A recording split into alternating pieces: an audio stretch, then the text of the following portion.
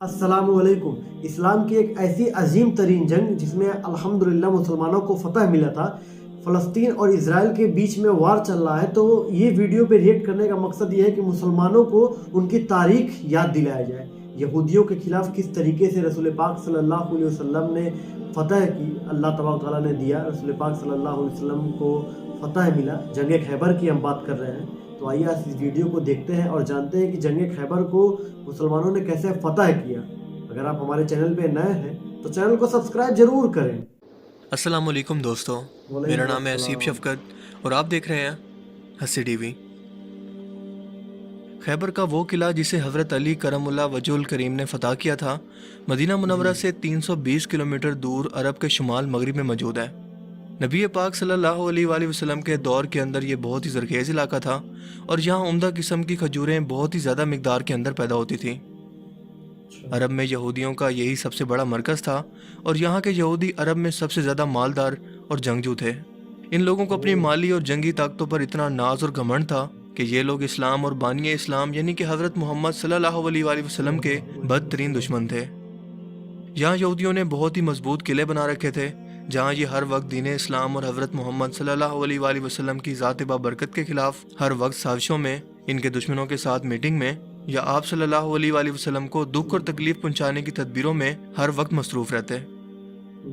दर हकीकत ये 8 किले या महल थे जिनका मरकज़ या मजमुआ खैबर कहलाता है और इन तमाम किलों के आसार आज भी मौजूद हैं। इनमें से 8 किले बहुत मशहूर हैं जिनके नाम ये हैं: कतबिया, नाम, शक, कमूस, नताता, साब, वसीख और सालिम।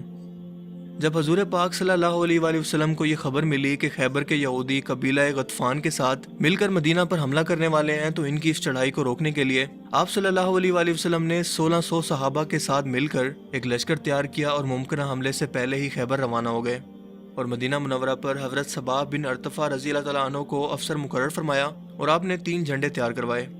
एक झंडा हज़रत हबाब बिन मुनज़्ज़र रज़ी अल्लाह तआला अन्हु को दिया और एक झंडे का अलम बरदार हज़रत साद बिन उबादा रज़ी अल्लाह तआला अन्हु को बनाया और ख़ास अलम हज़रत अली रज़ी अल्लाह तआला अन्हु के दस्ते मुबारक के अंदर अनायत फरमाया।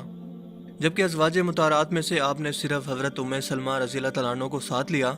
नबी पाक सल्लल्लाहु अलैहि वसल्लम रात के वक्त खैबर किले की हदूद में अपनी फ़ौज के साथ दाखिल हो गए और नमाज फजर के बाद शहर में दाखिल हुए तो यहूदियों ने आपको देखकर शोर मचाना शुरू कर दिया और चिल्लाकर कहने लगे कि अल्लाह की कसम, मुसलमानों का लश्कर आ गया और मोहम्मद सल्लल्लाहु अलैहि वसल्लम भी साथ हैं। इस वक्त हजूर पाक सल्लल्लाहु अलैहि वसल्लम ने फरमाया कि खैबर बर्बाद हो गया। बिलाशुबा हम मुसलमान जब किसी कौम के मैदान में उतर पड़ते हैं तो कुफार की सुबह बहुत बुरी हो जाती है। यहूदियों ने यह देखकर अपनी औरतों और बच्चों को एक महफूज किले के अंदर पहुंचा दिया और राशन का जखीरा किला नाम के अंदर जमा करना शुरू कर दिया और इन्होंने अपनी फौजों को नताता और कमूस के किलों के अंदर इकट्ठा किया। हर किले पर तीरंदाज तैनात कर दिए जो कि किले में दाखिल होने पर कोशिश करने वालों को तीरों की बारिश करके हलाक कर देते। इन किलों में से सबसे ज्यादा मजबूत और महफूज किला था किला कमूस और मरहब यहूदी, जो कि अरब के पहलवानों में 1000 सवारों के बराबर माना जाता था। कहा जाता था कि यह अरब के अंदर सबसे ज्यादा ताकतवर शख्स है जो कि 1000 लोगों पर भी भारी है। इस किला कमूस के रईस का नाम था सलाम बिन मुश्कम, जो कि इस वक्त बीमार था लेकिन फिर भी किला नताता के अंदर फौजें लेकर डटा हुआ था। इन यहूदियों के पास तकरीबन 20,000 की फौज थी जो मुख्तलिफ किलों की हिफाजत के लिए मोर्चा बंदी तैयार करके खड़ी हुई थी।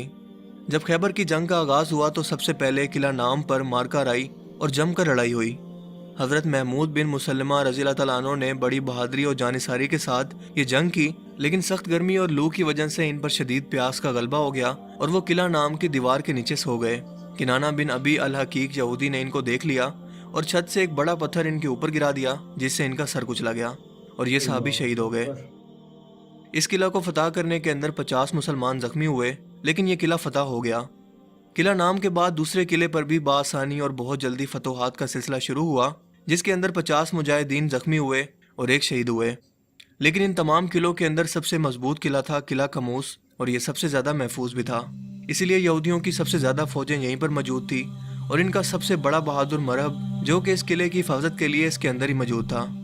लिहाजा मुसलमानों को इस किले को फतह करने के अंदर बहुत ज़्यादा दुश्वारी हुई और कई रोज़ गुजरने के बावजूद भी ये मुहिम सर ना हो सकी। پہلے دن حضرت ابو بکر صدیق رضی اللہ تعالیٰ عنہ کی کمان کے اندر اسلامی فوجوں کو اس قلعے پر چڑھائی کے لیے بھیجا گیا، جبکہ دوسرے دن حضرت عمر رضی اللہ تعالیٰ عنہ نے زبردست حملہ کیا، لیکن پھر بھی قلعہ فتح نہ ہو سکا، جس کے بعد نبی کریم صلی اللہ علیہ وآلہ وسلم نے تمام صحابہ کو جمع کر کے اعلان فرمایا کہ کل جس شخص کو میں جھنڈا دوں گا وہ فاتح خیبر ہوگا، یعنی خیبر کو ضرور فتح کر کے ہی لوٹے گا، اور وہ اللہ اور اللہ کے رسول سے محبت کرتا ہے اور اللہ اور اللہ کا رسول بھی اس سے محبت کرتے ہیں۔ وہ شکست کھانے والا اور بھاگنے والا ہرگز نہیں ہے، خدا اس کے دونوں ہاتھوں سے بہت جلدی خیبر کی فتح مسلمانوں کو عطا فرمائے گا۔ یہ بشارت سن کر تمام صحابہ کرام یہ خواہش کرنے لگے کہ کاش یہ سعادت ان میں سے کسی ایک کو نصیب ہو جائے۔ اگلے دن حضور پاک صلی اللہ علیہ وآلہ وسلم نے حضرت علی کرم اللہ وجہہ کو طلب کیا تو صحابہ کرام نے بتایا کہ ان کی آنکھوں کے اندر شدید تکلیف ہے۔ اللہ کے رسول صلی اللہ علیہ وآلہ وسلم نے انہیں طلب فرمایا، اور جب وہ تشریف لے کر آئے تو آپ نے اپنا لعاب دین ان کی آنکھوں پر لگایا، جس کے بعد پوری زندگی حضرت علی کو کبھی بھی آنکھوں کے اندر تکلیف نہیں ہوئی۔ اور یہ جھنڈا آپ صلی اللہ علیہ وآلہ وسلم نے حضرت علی کے دست مبارک میں تھما دیا، اور حضرت علی نے قلعہ کموس کے پاس پہنچ کر یہودیوں کو سب سے پہلے اسلام کی دعوت دی، لیکن انہوں نے اس دعوت کا جواب حملہ کر کے اینٹ اور پتھر کے وار سے دیا، جس کے بعد قلعہ کا رئیس مرب خود میدان کے اندر اترا اور بڑے غرور اور تکبر کے ساتھ کہنے لگا کہ خیبر خوب جانتا ہے کہ میں مرب ہوں، کوئی ہے جو میرے مقابلے کا ہو، کوئی ہے جو مجھے بچھاڑ سکے؟ حضرت علی نے اس کے مقابلے میں جواب دیا کہ میں وہ ہوں کہ میری ماں نے میرا نام حیدر رکھا ہے، جس کے بعد لڑائی کا آغاز ہوا اور پہلا وار مرب نے کیا۔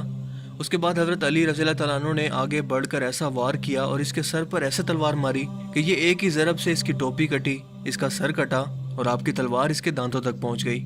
مرب زمین پر گرا اور ڈھیر ہو گیا۔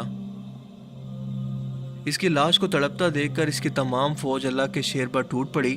حضرت علی کی تلوار نے اس طرح سے یہودیوں کی صفوں کے اندر گھس کر ان کا مقابلہ کیا کہ اس لڑائی کے اندر ان کے بڑے بڑے سردار مارے گئے۔ حضرت علی نے اس قلعے کا دروازہ جسے 20 آدمی کھولا کرتے تھے، اسے خود اکیلے ایک ہاتھ سے اکھاڑ لیا اور اسے قلعے کے دروازے کے سامنے والی خندق پر رکھ دیا تاکہ مسلمانوں کی فوجوں سمیت گھوڑ سوار بھی اس قلعہ کے اندر داخل ہو سکیں، اور اس فتح کو حاصل کرتے ہوئے 93 یہودی ہلاک ہو گئے۔ اس طرح سے قلعہ خیبر حضرت علی رضی اللہ تعالیٰ عنہ کے ہاتھوں فتح ہو گیا، جہاں آج بھی اس قلعہ کے نشان اور آثار ابھی بھی باقی ہیں۔ مسلمانوں کو شاندار فتح نصیب ہوئی۔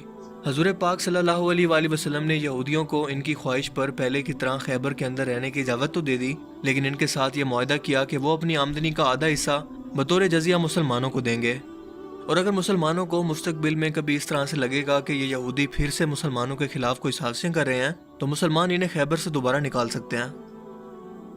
اس جنگ کے اندر بنی نزیر کے سردار حی بن اخطب کی بیٹی صفیہ بھی قید ہوئی، جن کو آزاد کر کے حضور نبی کریم صلی اللہ علیہ وآلہ وسلم نے ان سے نکاح فرما لیا۔ اس جنگ سے ایک تو مسلمانوں کو ایک حد تک یہودیوں کی گھناؤنی سازشوں سے نجات مل گئی، اس کے علاوہ انہیں بے پناہ معاشی فوائد بھی حاصل ہوئے۔ اس جنگ کے بعد بنو نزیر کی ایک یہودی عورت جس کا نام زینب تھا، اس نے حضور پاک صلی اللہ علیہ وآلہ وسلم کو دعوت کے طور پر گوشت پیش کیا جس میں اس نے زہر ملایا ہوا تھا۔ حضور پاک صلی اللہ علیہ وآلہ وسلم نے اسے محسوس ہونے پر تھوک دیا، لیکن آپ کے ایک صحابی حضرت بشر بن برا جو آپ صلی اللہ علیہ وآلہ وسلم کے ساتھ کھانے میں شریک تھے، اس زہر کی وجہ سے شہید ہو گئے۔ آپ صلی اللہ علیہ وآلہ وسلم نے حسب عادت اپنا بدلہ تو نہیں لیا، لیکن حضرت بشر رضی اللہ تعالیٰ عنہ کی موت کے بدلے میں اس عورت کو قتل کر دیا گیا۔ ایک صحابی کی روایت کے مطابق بستر وفات پر حضور پاک صلی اللہ علیہ وآلہ وسلم نے فرمایا تھا کہ ان کی بیماری اس زہر کا اثر ہے جو کہ خیبر میں ان کو دیا گیا۔ مسلمانوں کو اس جنگ سے بھاری تعداد کے اندر جنگی ہتھیار ملے، جن سے مسلمانوں کی طاقت اور بڑھ گئی اور فتوحات کا سلسلہ پھیلتا ہی گیا۔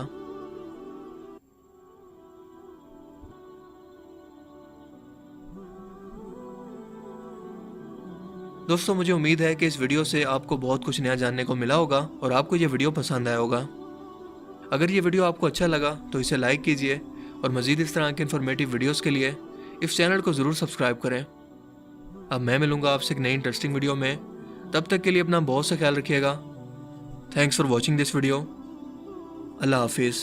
آپ لوگوں نے دیکھا کہ اسلام کی تاریخ کیسی ہے اور مسلمانوں نے کتنی جنگیں فتح کی ہیں، اور یہ جنگ اس لیے خاص تھی، اور آج اس ویڈیو پہ ریئیکٹ کرنے کا مین مقصد یہ تھا کہ مسلمانوں کا اتہاس رکھا جائے ان کے سامنے اور ان کو بتایا جائے کہ ہم کیا تھے اور آج کیا ہو گیا۔ بہت افسوس کی بات ہے کہ آج اسرائیل اور فلسطین میں جو وار چل رہا ہے، جبکہ دشمنوں کو یاد ہے کہ ہم مسلمانوں نے کبھی ان کا قتل کیا تھا، اور جنگ خیبر جس نام سے یاد کیا جاتا ہے اس جنگ کو، وہاں پہ یہودیوں کو بہت بڑی شکست ہوئی تھی، لیکن مسلمان اس بات کو بھول چکے ہیں اور ان کے ہمارے دشمن جو ہیں ان کو یاد ہے اور وہ بورڈ لے کر بھری محفل میں کھڑے ہو کر یہ کہتے ہیں کہ یہ تمہاری جنگ جو پہلی فتح تھی ہمارے خلاف وہ آخری ہے.